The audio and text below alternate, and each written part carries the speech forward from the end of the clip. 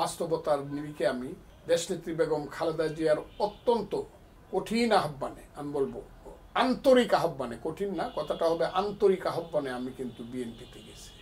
কিন্তু আমি ওনাকে বলেই গেছি আমি কিন্তু আমার মতো করে কথা বলবো। উনি আছেন এখনো, আপনারা জীবিত, আপনারা বলতে, আমি কিন্তু আমার মতো করে কথা বলবো। আমার আদর্শ কিন্তু মুক্তিযুদ্ধের আদর্শ। উনি হাস্যা বলছে মুক্তিযুদ্ধের আদর্শ তো আমারও।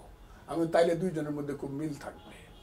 আমি কিন্তু মুক্তিযুদ্ধের আদর্শের বাইরে যাব না, এবং আমি চেষ্টা করব আমার জানা মতে আমি সত্য কথাটি বলবো।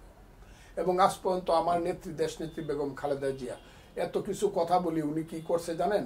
উনি যেদিন জেলখানায় যাবেন 8ই ফেব্রুয়ারি 2018 সনে, উনি যখন জেলে গেছেন, এর আগে 3 ফেব্রুয়ারি লা মেরিডিয়ান উত্তরাতে একটা রাস্তায় একটা মিটিং করছিলেন উনি। কোনো কেন্দ্রীয় নেতার বক্তৃতা উনি শুনেন নাই। মির্জা ফখরুল ইসলাম আলমগীরকে বলছেন যে এই আলমগীর তুমি ফজলুর রহমানের নাম ঘোষণা করো। আমি অবাক হয়েছি, সারা হল অবাক হয়েছে।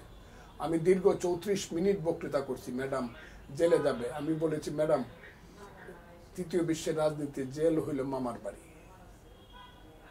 পুলিশ দেখলে যার বুক কাঁপে, জেলের শিখ দেখলে যার চোখে পানি আসে, তৃতীয় বিশ্বে তার রাজনীতি করা উচিত না।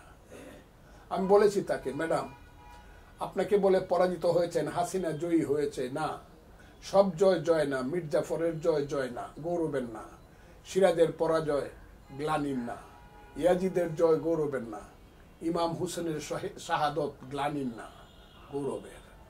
ম্যাডাম রে বলছি, আপনি জেলখানায় যান, আপনি বেরিয়ে আসবেন, সারা দেশের মানুষ আপনাকে মাথায় তুলে রাখবেন। আপনি জেলখানায় থাকেন অথবা বাইরে থাকেন, সবটাই আপনি বাংলাদেশের মানুষের মধ্যে সর্বোচ্চ আসনে থাকবেন।